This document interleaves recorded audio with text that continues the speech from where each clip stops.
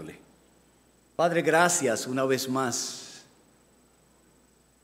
porque nos has concedido cantar y recordar que digno es el Cordero, que solamente en Jesús nosotros tenemos el perdón de nuestros pecados,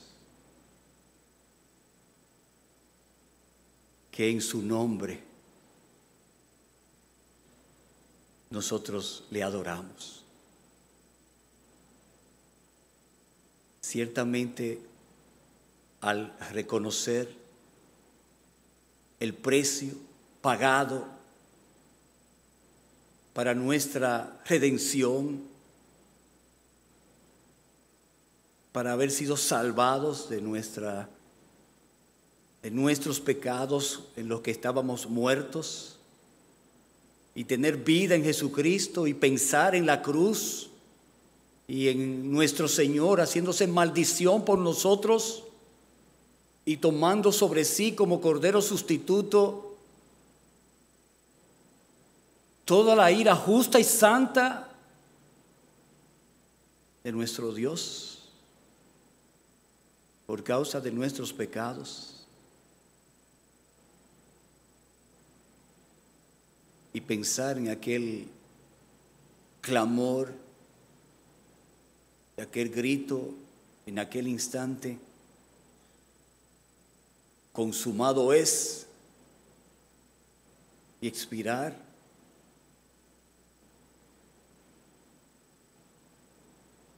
Y todo por un pueblo de pecadores como nosotros. Ciertamente, ¿con qué pagaremos? Imposible de nosotros poder suplir, aunque fuese un mínimo, porque lo que aportamos es nuestros pecados. Oh, pero qué bendita gracia sublime que te movió a ti, oh Dios, a darnos salvación en Jesucristo. Gracias por tan grande salvación,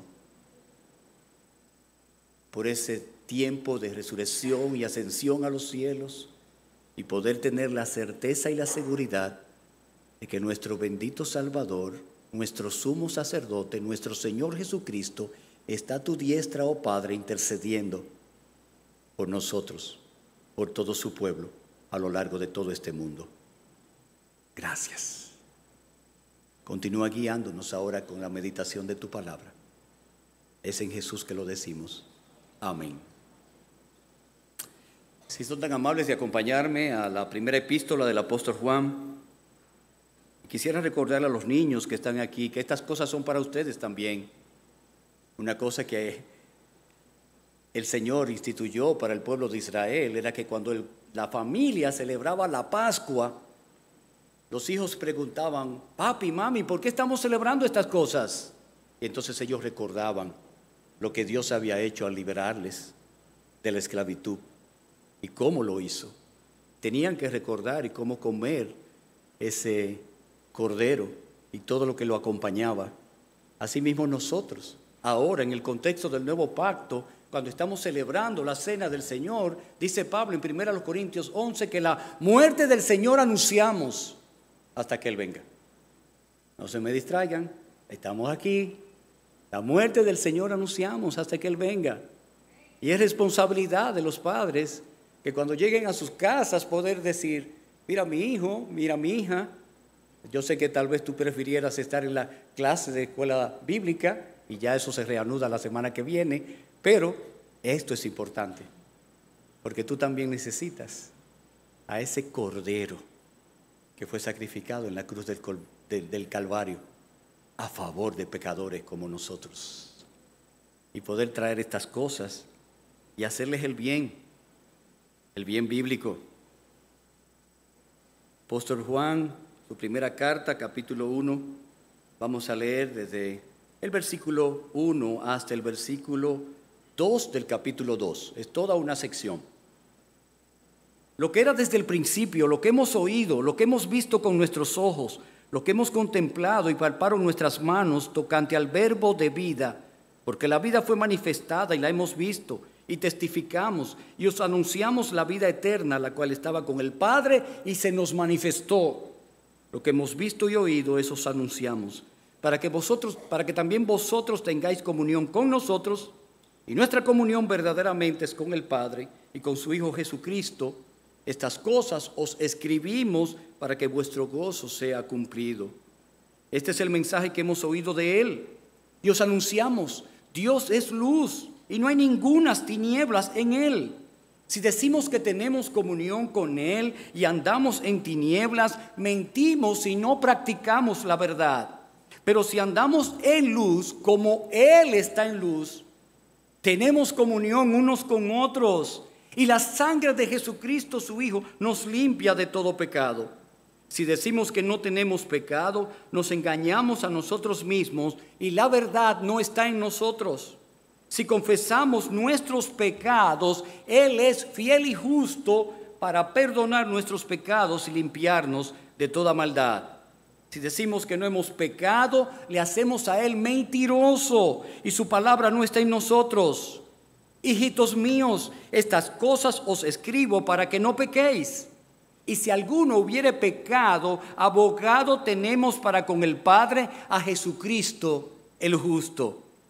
Y Él es la propiciación por nuestros pecados. Y no solamente por los nuestros, sino también por los de todo el mundo. El apóstol Juan tiene un propósito cuando escribió esta epístola. La escribió de manera particular a creyentes. Y también en su epístola muestra que habían algunos o muchos en el contexto de las iglesias a las que escribe. Es interesante que él no dirige su carta a una iglesia específica o precisa, por lo cual esta carta es una iglesia que iba a rotar en las iglesias del área donde estaban. Ya los creyentes de aquella época se iban a estar exponiendo a lo que el apóstol Juan tiene aquí. Ahora él tiene un propósito primario con la carta. Versículo 13 del capítulo 5. Estas cosas os he escrito a vosotros que creéis en el nombre del Hijo de Dios. Escribiendo a creyentes. A los que creéis en el nombre del Hijo de Dios. Y aquí está el propósito. Para que sepáis que tenéis vida eterna. Y para que creáis en el nombre del Hijo de Dios. La tercera línea del versículo 13 no está en algunas de las versiones bíblicas. Pero hay un propósito muy claro, para que sepáis que tenéis vida eterna. El apóstol Juan quiere que los creyentes tengamos una certeza y una confirmación de que somos verdaderos creyentes y de que vivimos como verdaderos creyentes, en una comunión, en una relación correcta, verdadera, genuina, oportuna con Dios el Padre y su Hijo Jesucristo. Y por eso vamos a estar viendo cuando leemos la carta, vemos y sabemos, para que sepáis que tenéis vida eterna. Ahora es un aspecto de relación, de comunión. Cuando nosotros hablamos de que hemos creído a Cristo, entramos en una relación de reconciliación con Dios. Cuando Pablo escribió a los Corintios en la segunda epístola, en el capítulo 5, un versículo muy conocido, ¿lo recuerdan? Versículo 17, de modo que si alguno está en Cristo, si está unido a Cristo, es una nueva criatura. Aquí las cosas viejas pasaron, todas son hechas nuevas. ¿Y qué dice el versículo 18? Que Dios nos reconcilió consigo mismo por medio de Jesucristo.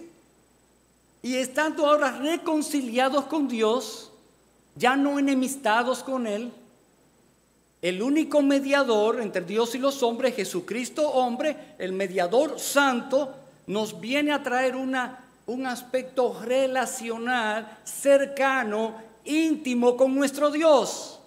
De manera que nosotros podemos decir, tú eres nuestro y nosotros somos tuyos. Y eso es una bendición. Pero para aquella época habían personas que decían que eran creyentes y no eran más que pseudo cristianos, personas que estaban viviendo vidas religiosas en apariencia de cristianismo verdadero, y estaban allí en las iglesias. Y Juan quiere claramente manifestar en su epístola la distinción que hay, y habla de cómo una persona, un creyente, tiene que reflejar una vida, unos frutos, una evidencia de un verdadero arrepentimiento y de una verdadera fe salvadora. Y Juan aquí en su introducción deja muy claro, primero, el aspecto relacional que él tuvo con el Señor Jesucristo, él y los demás discípulos, los demás apóstoles. Versículo 1, lo que era desde el principio, lo que hemos oído, lo que hemos visto con nuestros ojos. Nosotros participamos con él, lo vimos como cuando escribió su evangelio y vimos su gloria, gloria como del unigénito del Padre, lleno de gracia y de verdad. Lo palpamos, lo tocamos, vimos sus milagros, estuvimos con él. Le vimos llegar a ese momento tan terrible de la cruz, pero glorioso le vimos luego resucitado. Y fuimos partícipes de esto y le vimos ascender a los cielos. Y esto es lo que nosotros ahora anunciamos. Y todo tocante al verbo de vida. El verbo que era Dios, estaba con Dios, se hizo carne. Juan, Evangelio de Juan, capítulo 1, versículo 1, 2 y versículo 14, ¿lo recuerdan? De eso está hablando Juan, recordándole lo que acerca de Cristo. No es algo ficticio. Testigos oculares, presenciales, y que participamos con él por más de 3 años y fuimos entrenados por él. Y dice, porque esa vida fue manifestada, la habíamos visto y la testificamos y os anunciamos, él es la vida eterna. Esa vida que estaba con el Padre se nos manifestó. ¿Y esto para qué? Para darnos vida. Y ya la tenemos en él. Recuérdalo. Y al recordarlo, anímate. Sé estimulado. ¿A qué? A vivir esa comunión verdadera con Jesucristo. A vivir esa comunión con el Padre. A vivir guiado por el Espíritu Santo que mora en ti como creyente. Y andar como es digno. Ese es un aspecto de comunión. En el versículo 3, lo que hemos visto y oído, esos anunciados, ¿para qué? Para que también vosotros tengáis comunión con nosotros, con ellos como los apóstoles. Y luego, y nuestra comunión verdaderamente es con el Padre y con su Hijo Jesucristo. Comunión. Y luego en el versículo 6, si decimos que tenemos comunión con Él y andamos en tinieblas, mentimos, comunión. Versículo 7, pero si andamos en luz como Él está en luz, tenemos comunión unos con otros. Y es la idea de que si nosotros tenemos una verdadera comunión genuina, salvadora, con Dios el Padre y con su Hijo Jesucristo, tenemos una verdadera comunión con el cuerpo de Cristo, que es la iglesia. De hecho, una y otra vez Juan va a enfatizar a través de su epístola ese aspecto del amor uno con otros. Es una carta relacional, de comunión, que se evidencia y se manifiesta. ¿Cómo está tu comunión con el Señor? ¿O qué tanto tú entiendes que la vida cristiana es una vida de comunión con Dios y comunión con su pueblo?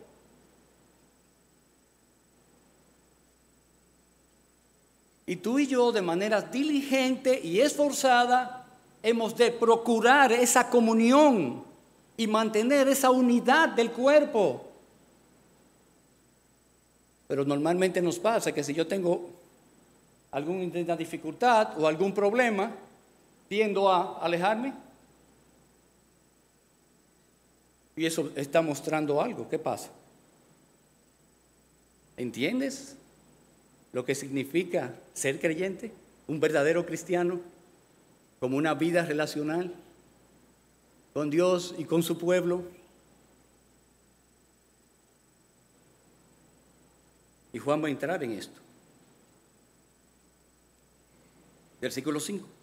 Este es el mensaje que hemos oído de Él. ¿Por dónde empieza ese aspecto de comunión?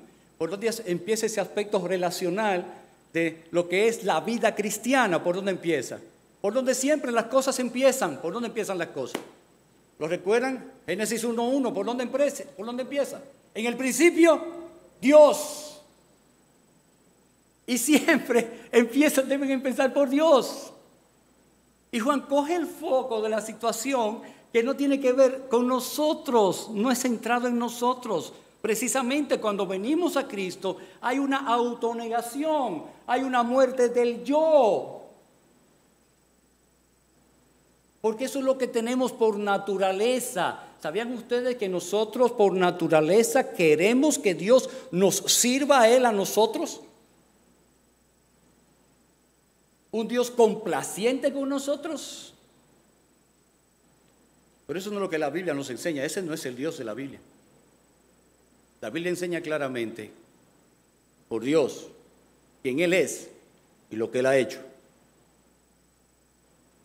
Y cómo Dios en su amor y en su grande misericordia, estando nosotros en una condición de muertos espiritualmente en nuestros delitos y pecados, sea aquí que por su pura gracia y para su gloria nos dio vida en Jesucristo. Y entonces ahora nosotros tenemos una vida relacional, comunión con Dios, el único Dios vivo y verdadero. ¿Puedes pensarlo? Nos falta meditar en estas cosas. La cotidianidad nos tiene, o sea, el andar cotidiano nuestro, nos tiene tan ocupados que nos deja apenas tomamos momentitos para recordar la relación que Dios tiene con nosotros y nosotros con Él. Cuando estamos en mayores necesidades, ahí es común que clamemos. Pero ya estamos en necesidad y por eso las pruebas nos hacen tanto bien de atraernos hacia Dios. En una ocasión en el pueblo de Israel, el Salmo 78 dice: los hacía morir y se volvían a ti. Wow.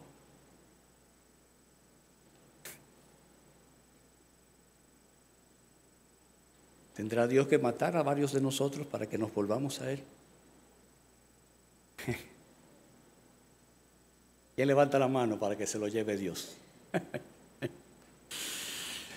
Amados, tendremos que esperar tiempos de mayores pruebas. No ignoremos cómo la maldad sigue en incremento. La tribulación será cada vez mayor. La persecución en los lugares hostiles y la muerte de los creyentes al día de hoy en lugares hostiles aumentan más y más. Vean algunas de las páginas serias de aspecto de misiones.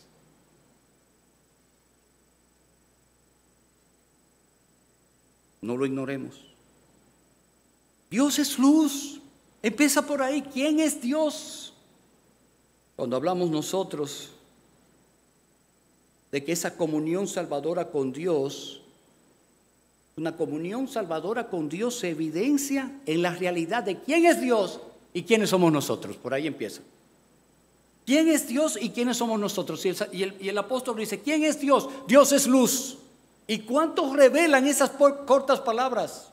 Y está hablando de la santidad de Dios, de la hermosura de Dios que es su santidad. Recordamos en el Antiguo Testamento texto como Isaías capítulo 6, los ángeles ante la majestad de Dios, todos diciendo santo, santo, santo. Y luego en Apocalipsis vemos en el cántico: santo, santo, santo.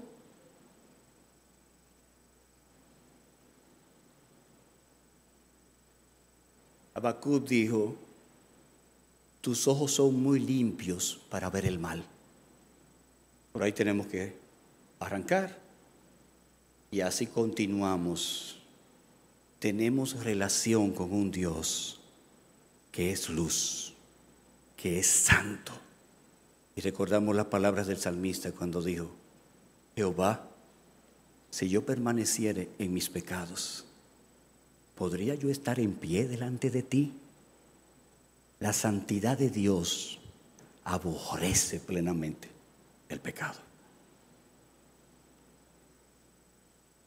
Y eso lo vemos claramente en lo que recordamos hoy. Siendo Cristo aplastado, destrozado por toda la ira santa de Dios contra el pecado. El justo y santo, tomando nuestro lugar para que tú y yo fuésemos librados. Dios es luz y no hay ninguna tinieblas en él. Y entonces tiene una implicación. ¿Quiénes somos nosotros? ¿Qué somos nosotros por naturaleza? Pecadores.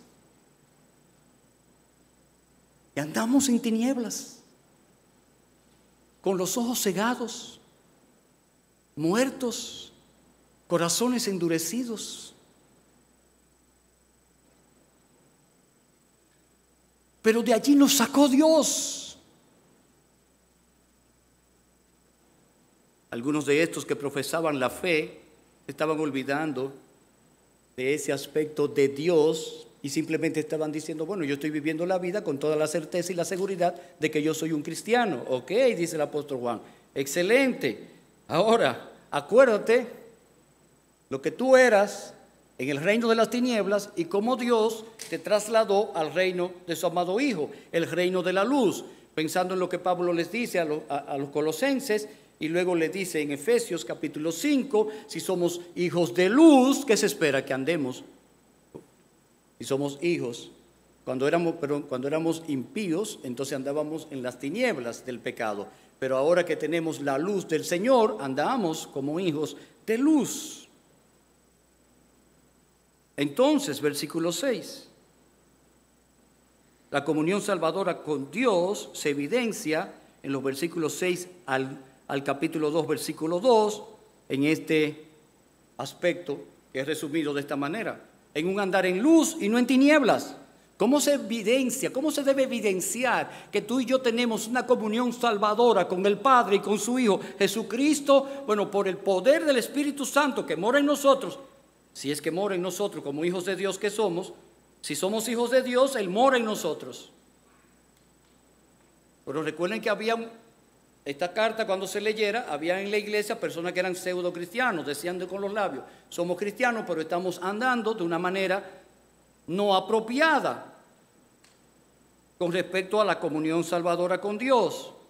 Entonces debe manifestarse en un andar en luz y no en tinieblas, en practicar la verdad y no la mentira, en reconocer que pecamos y no engañarnos a nosotros mismos, en no creernos sin pecado y hacer a Dios mentiroso, en confesar nuestros pecados y saber que Dios es fiel y justo para perdonarnos y limpiarnos de toda maldad, en procurar no pecar, pero al pecar saber que tenemos un abogado para con el Padre, Jesucristo el justo, en reconocer y disfrutar que Jesús es la propiciación por nuestros pecados.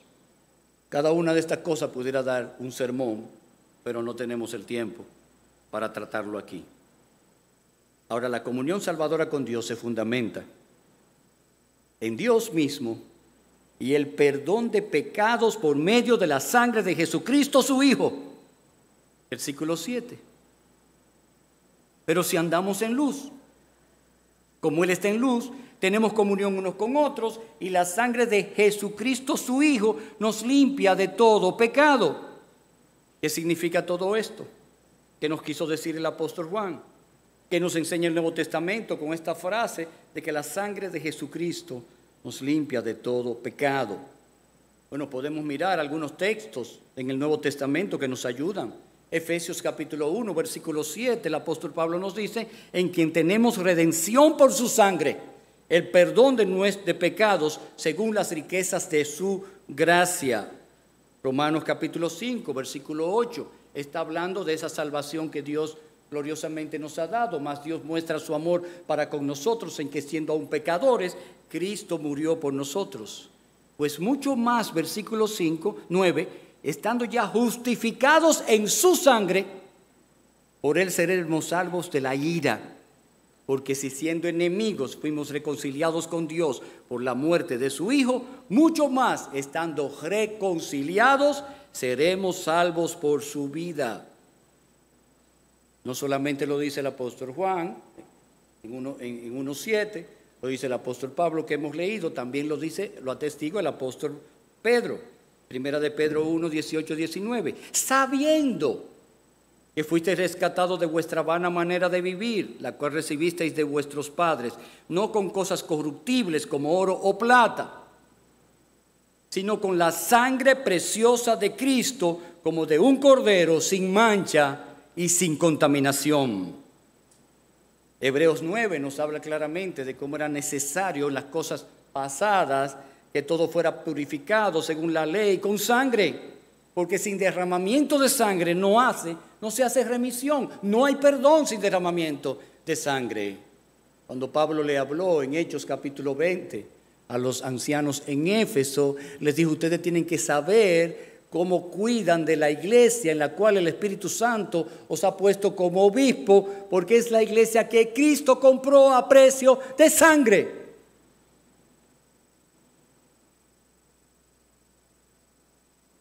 Por causa de nuestros pecados, nosotros podemos pensar en que la comunión con el Padre y con el Hijo, por causa de nuestros pecados como creyentes, cuando pecamos, pudiéramos pensar, se perdió nuestra comunión. ¿De verdad? ¿De verdad? Se afecta nuestra comunión. Pero no se pierde, porque la sangre de Jesucristo nos limpió de todos nuestros pecados y continúa limpiándonos de nuestros pecados.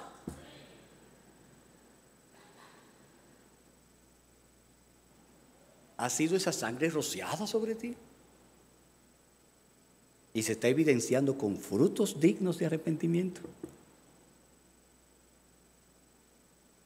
Algunos podían tomarlo y decir: pero si es así, no importa que yo peque. Entonces por eso el apóstol dice: no, si tú primero, si dice que no tienes, eres un mentiroso.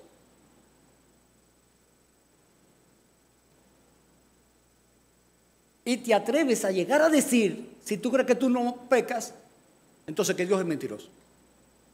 Wow, es fuerte. Algunos pudieran decir: pero es fácil, si confesamos nuestro pecado y Él es fiel y justo para perdonarnos y limpiarnos de toda maldad, pequemos y lo confesamos después. Y lo tomamos a la ligera. Capítulo 2, versículo 1. Estas cosas os escribo, hijitos, ¿para qué? Para que no pequen. Como Pablo, es el argumento de Pablo en Romanos capítulo 6. ¿Lo recuerdan? Termina el Romanos capítulo 5 termina. Miren, cuando abundó el pecado, entonces sobreabundó la gracia salvadora de Dios, para que le demos gloria a Dios por esto. Y entonces de una vez el apóstol dice: algunos de ustedes podrían estar pensando: pero si es así, pequemos más para que haya más gracia. No, así no funciona. Porque el que ha muerto al pecado, ¿cómo vivirá aún en él? El que reconoce que Dios es santo, ¿cómo va a tener una vida de impiedad? O una vida mundana, como lo dice en el capítulo 2. Si el amor del Padre no está en él, ¿cómo es posible que tu amor esté en el mundo? Ese es el argumento. Ahora tenemos todos los recursos espirituales dados por Dios para poder vivir la vida que es agradable a Dios.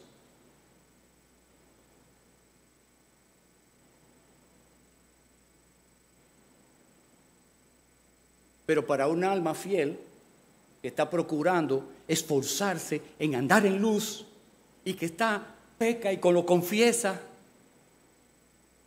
y que está procurando vivir la vida que agrada al Señor con todos los recursos espirituales, con los medios de la gracia, pero viene la tentación y cae. Entonces le dice: mira, no te quedes caído. Acuérdate ya lo que Dios hizo a favor tuyo en la cruz, poniendo a Cristo. Y la expresión de derramamientos de sangre precisamente cubre todo ese aspecto de la cruz y todo ese aspecto del perdón. Lo que el Señor cubrió con la sangre de Cristo en su fidelidad, conforme a su promesa. Y su justicia, que fue satisfecha en aquel momento, no se le olvida jamás. Eso es seguro. Por eso ahora tu vivir y el mío es una vida continua de arrepentimiento, una vida continua de reconocimiento de pecado, de admitirlo, de confesarlo y de entonces disfrutar el perdón que Dios ha prometido para nosotros. Porque ya se lo compró Cristo en la cruz y eso lo hizo una vez y por siempre. Hebreos nos ayuda con eso, sobre todo el capítulo 9. Así se presentó el Señor, una vez y para siempre. Y así trajo herencia para los santificados.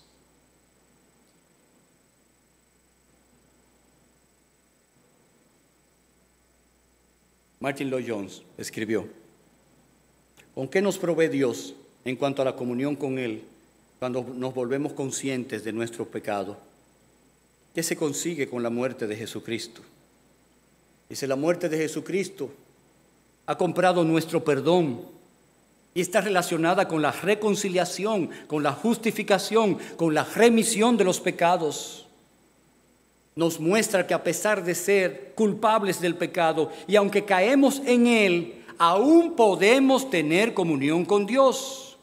Podemos andar con Dios aunque la presencia del pecado permanece en nosotros. Y a pesar de que hayamos pecado, aún podemos tener esa comunión con Dios. Muy bien, dirá alguien. Pero ¿qué ocurre con los pecados cometidos y sus efectos contaminantes?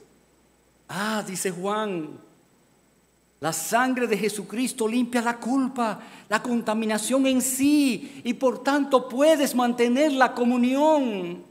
La sangre de Jesucristo tiene que ver con nuestra justificación.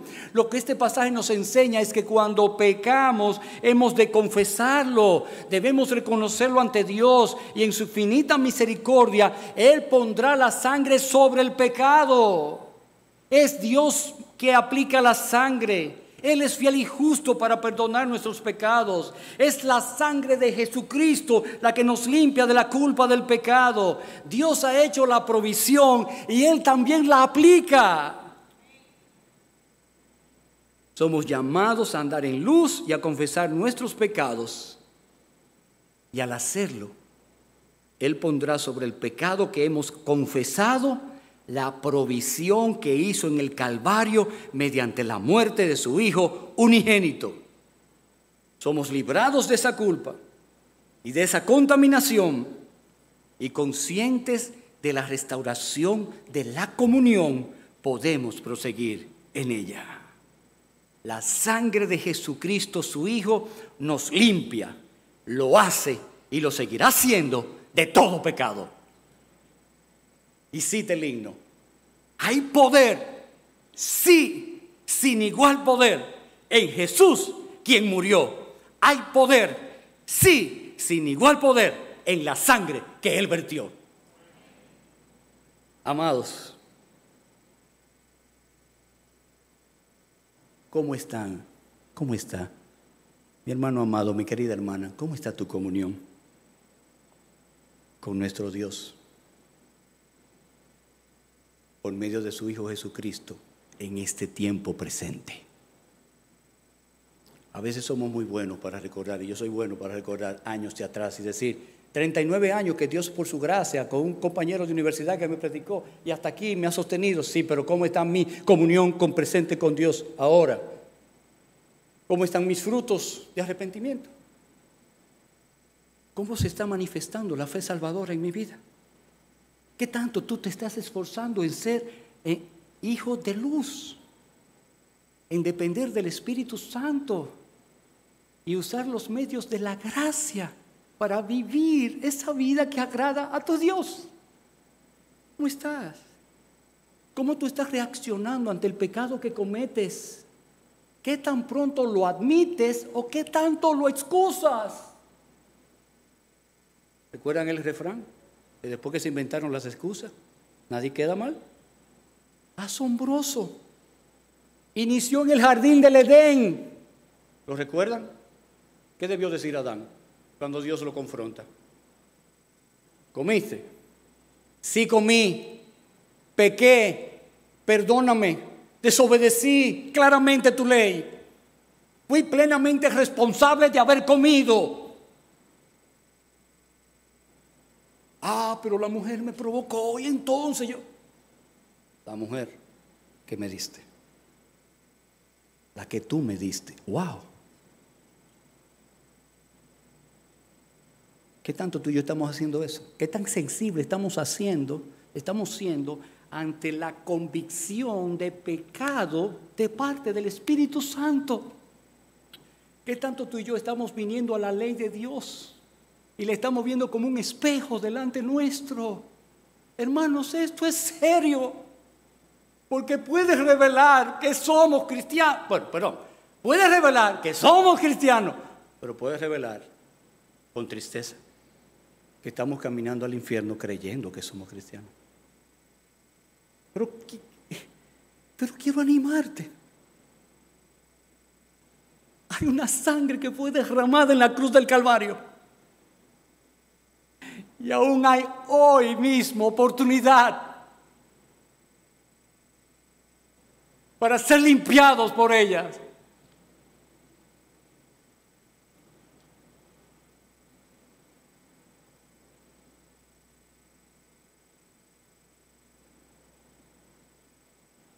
¿Estás procurando no pecar?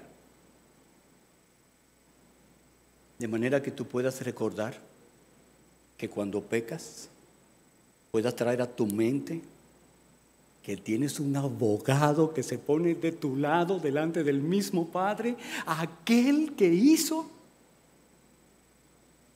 siendo la propiciación por nuestros pecados, que aplacó la ira del Todopoderoso, Santo y Justo, y la tomó sobre sí, para que ahora tú y yo podamos decir, Romanos 5:1, estamos en paz con Dios, ya no hay enemistad, hemos sido reconciliados, de manera que, estando en Cristo, ya no hay ninguna condenación para mí.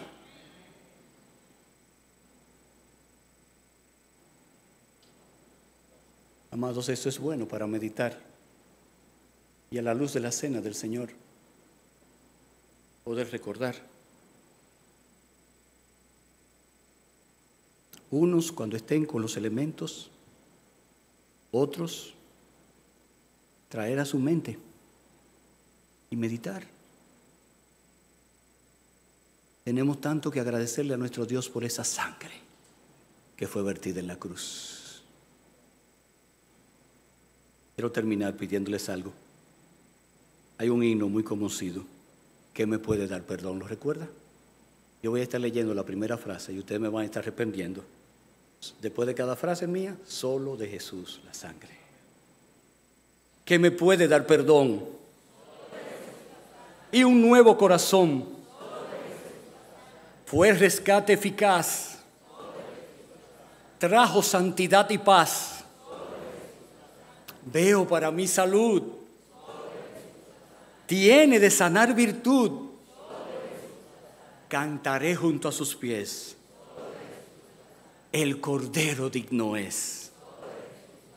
Ahora todos juntos. Precioso es el raudal que limpia todo mal. Bueno, repítanlo después de mí. Precioso es el raudal que limpia todo mal. No hay otro manantial, solo de Jesús, la sangre. Amén. Padre nuestro, obra con el poder de tu Espíritu Santo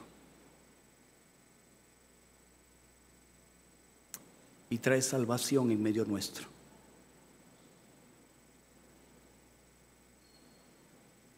Y tráenos como creyentes a reconocer a Dios en su santidad, mirarnos a nosotros en nuestros pecados y ser guiados a confesarlos, admitirlos, arrepentirnos de ellos, volvernos a ti, oh Señor, clamar por perdón y obtener de ti misericordia. Gracias por Jesucristo y su sangre derramada en la cruz. Gracias por hacernos parte de su pueblo. y que Él sea nuestro Dios. Continúa limpiándonos, Señor, en la medida en que nos esforzamos en andar en santidad y procuramos serte agradable. Pero también aquí hay incrédulos que aún no conocen tu nombre. Tráelos de la muerte a la vida. En la base de ese sacrificio de Cristo, ese sacrificio sustitutivo, trasládalos del reino de las tinieblas al reino de la luz, y que ellos puedan venir y también cantar: solo de Jesús la sangre. En tu nombre. Amén. Recordamos, hermanos, que para la participación de los elementos, como iglesia local, nosotros tenemos la postura de que